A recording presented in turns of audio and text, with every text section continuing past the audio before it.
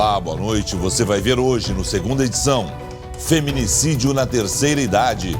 No noroeste do estado, homem de 76 anos é preso após matar e enterrar o corpo da esposa. Indiciados suspeitos do assassinato de taxista em Rolante. Traficantes mataram um motorista de 64 anos por engano. Plebiscito, sim ou não? Deputados estaduais debatem emenda constitucional que retira a obrigatoriedade de consulta popular para a venda de estatais. Idosos se beneficiam com o meio rural.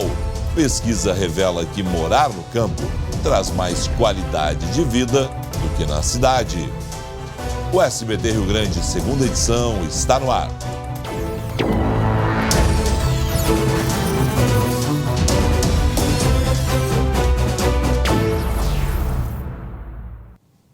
A tarde foi de polêmica na Assembleia Legislativa. A Luciane Coleman está lá, tem mais informações a respeito dessa votação que chama a atenção. Vão permitir que o povo vote o plebiscito? Não vão permitir. Nós vamos votar a favor e contra as estatais. Qual é a situação nesse momento, Lu? Boa noite. Boa noite, Felipe. Boa noite a todos. Olha, nós estamos aqui no plenário 20 de setembro, na Assembleia, onde a votação está, vamos dizer assim, na reta final, né? A gente está no encaminhamento, a fase final que antecede a votação, então, da PEC 272-2019. A gente tem as últimas falas antes da votação. Nesse momento, quem está na tribuna é o deputado Pepe Vargas, do PP. Ou seja, eles se inscrevem, né? A gente deve ter mais um ou outro deputado. E logo em seguida, então, o presidente da casa vai chamar a votação. Na verdade, não há mais inscritos. Vamos conferir o que o presidente aqui da casa... Na verdade, o deputado Mainardi se inscreveu aqui no fim, aqui na reta final, para falar aqui na tribuna. Assim que encerrar, a gente vai ter então a votação aqui da PEC 272, que na verdade ele altera artigos da Constituição do Estado, né? E acaba com a obrigatoriedade de realização de plebiscitos para a venda de empresas estatais gaúchas. A ordem do dia começou às 3 horas da tarde, mas a apreciação da matéria mesmo, de fato, começou às 4h15, com a presença em peso de todos os deputados. Apenas a deputada Anne Ortiz não está presente, até porque está de licença maternidade. Vamos conferir então a reportagem sobre como foi o dia até aqui. O reforço policial e o isolamento da Assembleia Legislativa mostravam a importância da votação. Manifestantes não puderam se aproximar do prédio e ficaram concentrados na Praça da Matriz. Lá dentro, quórum completo para a votação da proposta que acaba com a obrigatoriedade de plebiscitos para a venda de estatais gaúchas. Nas galerias, servidores que receberam senha acompanharam a discussão. Aplausos e vaias marcaram o debate em torno da privatização da CE, Sulgás e Companhia Rio-Grandense de Mineração. Empresas que, lamentavelmente, deveriam, além de prestar bons serviços, retornar ao Estado com impostos, hoje devem e acumulam prejuízos que cada vez vão fazendo com que o Estado fique mais inchado e mais incapaz. A oposição tentou suspender a tramitação do projeto na Justiça, mas o TJ indeferiu o pedido de liminar. Ainda é possível que a desembargadora se manifeste no mérito antes do segundo turno. De qualquer forma, nós vamos analisar também com nossa equipe jurídica que outras medidas judiciais podem ser tomadas. Por ser uma mudança na Constituição do Estado, o texto precisa ser aprovado em 2 turnos, com intervalo de 3 sessões, sempre com o apoio de pelo menos 3/5 dos deputados, ou seja, 33 votos. O Rio Grande do Sul não pode continuar dizendo que tem todas as condições para ampliar a geração de emprego e não consegue isso porque não tem outra capacidade de sustentação daquilo que é mínimo necessário. Uma das partes da estratégia do governador, que ele se manifestou e foi aprovado nas eleições, era assim colocar ativos para privatizar. Bom, Felipe, nós estamos então aqui nos instantes finais, antes da votação da PEC 272. Tudo indica que ela vai ser aprovada por ampla maioria, né? O governador Eduardo Leite negociou hoje pela manhã, inclusive realizou um café da manhã com a base aliada e garantiu aí em torno de 40 votos favoráveis à aprovação da PEC, que precisa no mínimo de 33 votos, já que precisa ter a maioria qualificada, né? Ou seja, pelo menos 3/5 aqui do apoio dos parlamentares. Logo mais a gente volta com o resultado aqui da votação, que deve acontecer em instantes, Felipe. O canal fica aberto para você aí, Luciane. Então, logo inicia a votação, você nos chama para a gente acompanhar ao vivo, né? Logo depois da fala do deputado Luiz Fernando Mainardi, do PT, que está nesse momento na tribuna da Assembleia. No noroeste do estado, na cidade de Sananduva, um senhor de 76 anos foi preso por matar a esposa. Segundo a investigação, ele matou e enterrou o corpo da companheira no pátio da casa deles. O corpo de Leodovina Coraça, de 64 anos, foi encontrado hoje pela polícia. Ela estava dentro de um saco plástico com as mãos amarradas. José Antônio Conce, de 76 anos, foi preso em flagrante. Ele não tinha antecedentes, o casal não tinha filhos. Eles eram casados há quase 40 anos. A vítima estava desaparecida desde sexta-feira.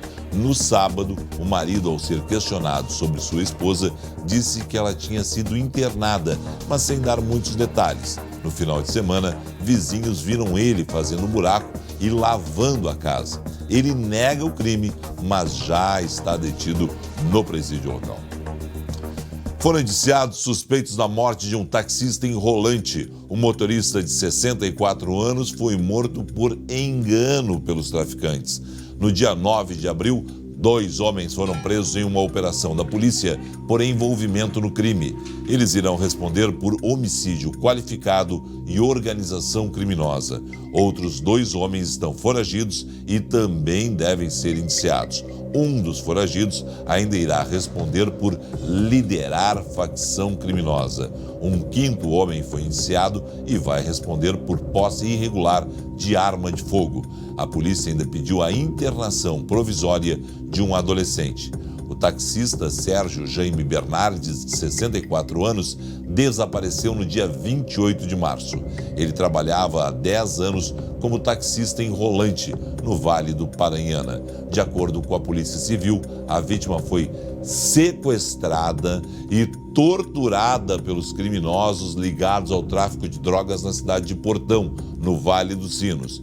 E aí, uma estupidez daquelas. Um homem é morto, alvo de traficantes, mas não era ela, não era ele, no caso, a pessoa, né, que eles queriam matar. Eles mataram por engano. Ele foi morto porque os traficantes erraram a pessoa. Isso é um absurdo e isso também deve ser levado em consideração. Afinal de contas, estava ali um trabalhador inocente morto pelo tráfico de drogas de forma hedionda. E a gente espera que isso seja bem considerado na hora desses vagabundos irem ao tribunal do júri. E hoje a polícia retomou apartamentos de condomínios dominados por traficantes em Pelotas, no sul do estado. Os criminosos extorquiam e ameaçavam os moradores há mais de um ano. Alguns apartamentos serviam de esconderijo para foragidos e para depósito de armas. 18 pessoas foram conduzidas para a delegacia local. Acompanhe a reportagem. Os vizinhos foram acordados assim. Meu Deus, gente, que é isso? Na mira da operação, traficantes que há mais de um ano extorquiam moradores deste condomínio. Esta operação hoje é uma operação de repressão, mas é muito mais do que isso. É uma operação social. Ela tem um cunho social de dizer que o Estado, sim, está atento ao que está acontecendo e o Estado ingressa aonde ele quiser. Nos apartamentos foram apreendidas 3 armas, 2 motos e mais 10 quilos de drogas.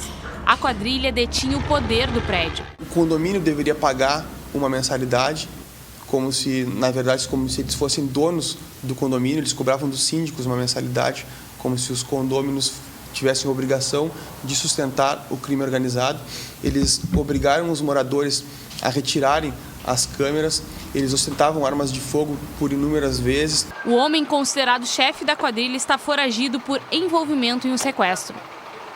Parabéns à Polícia Civil, que retomou o lugar que de direito é dos cidadãos que ali devem estar morando tranquilamente, né? E lá comandando a ação a chefe da polícia, Nadine Anflor. Saúde. O Rio Grande do Sul já contabiliza 174 casos de dengue. Destes, 122 são autóctones, os contraídos aqui no estado mesmo. Em Porto Alegre, aumentou para 79 o número de casos de dengue contraídos na capital.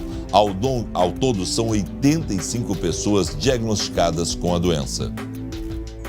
O foco está na zona norte de Porto Alegre. São 73 casos apenas no bairro Santa Rosa de Lima. A prefeitura trabalha para interromper e diminuir a transmissão na região. A doença está bem localizada num local só. Além de botar o inseticida, a gente está procurando juntar o lixo do bairro para evitar que tenha um acúmulo de locais que possam ter o Aedes. Ainda assim, é importante ficar atento aos sintomas. Dor de cabeça, dor atrás dos olhos, um cansaço excessivo, dor nas juntas também. Então, são esses sintomas que fazem a gente pensar, não, esse é um caso que pode ser dengue. Então, a tendência é quando chega o frio, a gente para de ter reprodução de mosquitos, então para de ter casos de dengue.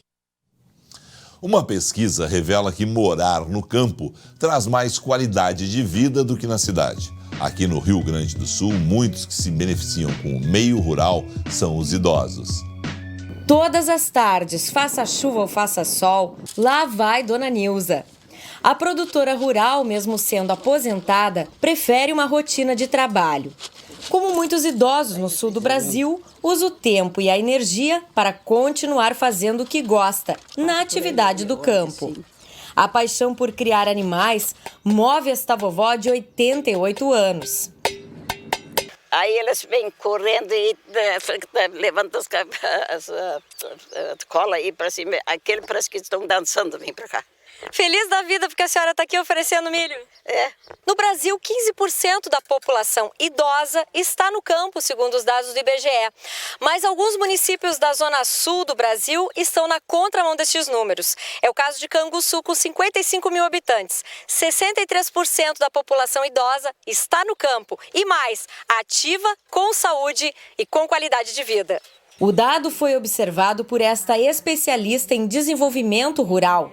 Através de uma pesquisa de doutorado, ela constatou que, em muitos casos, o aposentado do campo tem mais qualidade de vida que o da cidade. Uma coisa é você pegar um ônibus ou um carro toda manhã, ir para o trabalho, voltar e de uma hora para outra aquilo parar. Já no rural, as coisas elas não modificam tanto. No rural, em que eles se aposentam e eles podem continuar trabalhando com a mesma coisa que eles trabalhavam. E tem ainda o benefício da convivência social. Essa atividade deles vai crescendo e vai dando motivação para eles se tornarem cada vez mais fortes, mais unidos e que a doença começa a passar mais longe desses grupos de quem tem uma atividade mais constante. Isso que nós constatamos, né? Eu, que não convivo tanto quanto gostaria com minha avó Nilza, aproveito esta reportagem para aprender um pouco mais sobre o valor de uma vida longa e feliz que só o campo pode trazer. Espetacular a dona Nilza, vó da Alessandra, 88 anos trabalhando e muito no campo, feliz da vida. A Serra Gaúcha é famosa pela fartura e qualidade de sua gastronomia e o galeto de Paolo faz parte dessa história. É a tradição de se reunir em volta da mesa com o melhor da culinária típica italiana da Serra e muita coisa boa para contar. O Di Paolo está presente em 3 estados, em 12 casas, no Rio Grande do Sul, Santa Catarina e também em São Paulo. É o melhor galeto ao primo canto do Brasil, crocante por fora, macio por dentro, não tem nada igual. E a sequência de pratos de Paolo, então? Tem sopa de capelete, salada, massas e diversos tipos de molho, tudo servido na mesa e à vontade. Di Paolo é fartura de pratos e de sorrisos há 25 anos. Visite o galeto Di Paolo mais próximo e aproveite a alegria à vontade. A gente volta em instantes com as informações da votação da Assembleia Legislativa. Os deputados estaduais encaminham a votação para a gente saber se vai ter plebiscito na questão das estatais, sim ou não. Em instantes.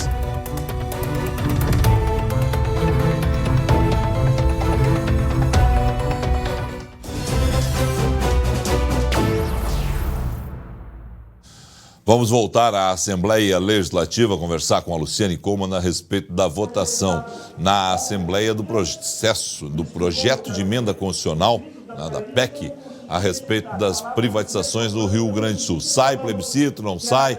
Vai para votação, não vai? Como é que está a situação aí, Lu?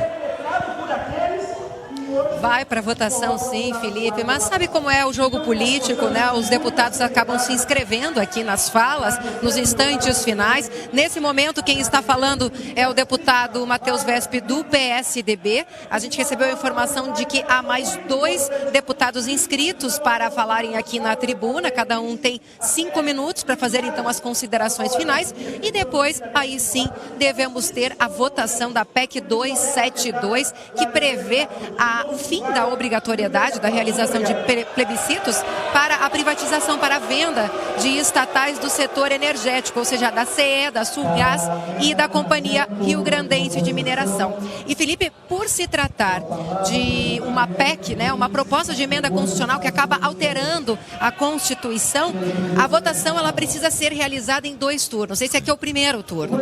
O segundo turno ele acontece logo mais, ou seja, passando 3 sessões plenárias, só que como na próxima quarta-feira é feriado, então só deve acontecer lá pelo dia 7 de maio, esta é a previsão. Sim. Apesar de a gente ainda não ter o resultado aqui, né, nem a realização da votação, pelo que a gente sabe, pelas negociações do governador Eduardo Leite com toda a base aliada, ele já conseguiu pelo menos 40 votos favoráveis. Ele precisaria ter 33, que é o mínimo, né, de uma votação de uma PEC que exige maioria qualificada, ou seja, 3/5 dos votos, e a princípio ele já conseguiu. Agora, quem está aqui na tribuna é o deputado Eric Lins. Depois dele a gente deve ter mais um e aí sim teremos a votação, Felipe. Nós seguimos aqui acompanhando a votação na Assembleia Legislativa. Bom, agora é uma goleada o que vai acontecer na Assembleia Legislativa, confirmado esses 40 votos do governo, né? Porque afinal de contas 13 deputados votariam pela oposição, são 53 votos. Nesse momento o deputado Luiz Augusto Lara, que comanda a sessão, preside a Assembleia, não vota, ele só votaria em caso de empate, né? 40-13 é uma goleada na Assembleia Legislativa. Eduardo Leite mostra que a base está coesa e é fiel na hora da primeira grande votação, da votação mais polêmica até aqui nesses 120 dias de governo. Dia de tempo nublado em boa parte do Rio Grande do Sul. Agora, no finalzinho da tarde, é que o sol deu as caras aqui em Porto Alegre. Nas próximas horas, as nuvens seguem presentes na maioria das regiões. Há uma chance de garoa entre a Costa Doce e a zona sul do estado. Confira nos mapas a previsão de amanhã. A quarta-feira será de sol com sensação de abafamento durante a tarde. A temperatura ficará mais alta nas cidades da metade norte do Rio Grande do Sul. As máximas se aproximarão de 30 graus centígrados nas Missões. Santa Maria e Caxias do Sul terão tarde com termômetros na casa dos 24 graus. Em Porto Alegre, amanhã teremos sol entre nuvens novamente, né? O dia deve amanhecer com uma mínima de 18 graus. A chuva que chega na região metropolitana a partir da quinta-feira deve seguir até o final de semana, infelizmente, né? Porque aí eu vou te dizer, né?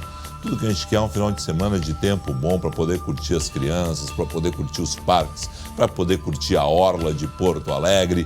E aí tem essa previsão de chuva. Mas vamos lá, vai que muda, né? Até lá. Seguinte, gente. Quinta-feira tem em Porto Alegre uma figura muito especial e a gente tem um presente para quem é fã dele, né? Você que está nos assistindo nesta quinta-feira, o guru do sucesso vai estar em Porto Alegre. Augusto Cury apresenta aqui na capital a palestra Gestão da Emoção no Século XXI, às 8 da noite no Teatro do Bourbon Country. O primeiro que ligar agora para 3230-5244 leva um par de ingressos para ver o Augusto Cury. É sempre uma grande figura, uma figura referencial hoje em termos de palestras no Brasil. Futebol, o Grêmio está jogando neste momento contra o Libertad do Paraguai em Assunção, no Defensores del Chaco, pela Copa Libertadores da América. O jogo começou às 7h15 da noite, temos 27 minutos do primeiro tempo, 0-0. Para passar de fase, sem depender de outros resultados, o Grêmio precisa vencer o Libertad hoje e depois confirmar contra a Universidade Católica na Arena, porque aí faz 6 pontos, vai para 9, vai para 10 pontos, fecha, né, e passa de fase. O Renato disse que o time vai para cima, que vai trazer os 3 pontos do Paraguai.